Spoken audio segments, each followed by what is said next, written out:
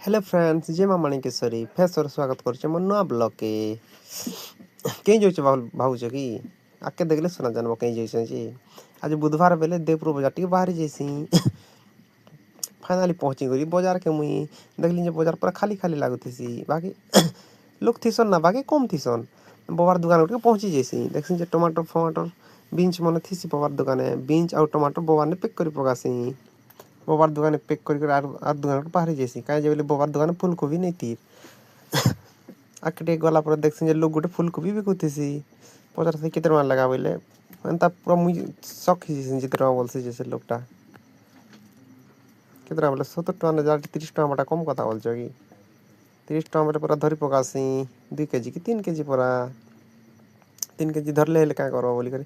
मोर bag तो पूरा full ही जेथि ना मार्केट के इपा खत्म कर बाहर जैसी घर लगी मोर वीडियो जदि भल लागुचे लाइक शेयर एंड सब्सक्राइब कर पकाबो बुधवार बजार दर केन पाका अच्छे भावुच कि तात्पूर्ण टिके आगे पड़ा बुधवार दिन बजारटा बससी सब लोग आस बजार के भल रेट ने बाकी शाग डाल मिलसी कम रेट नहीं मिलसी thank you friend watching my YouTube channel.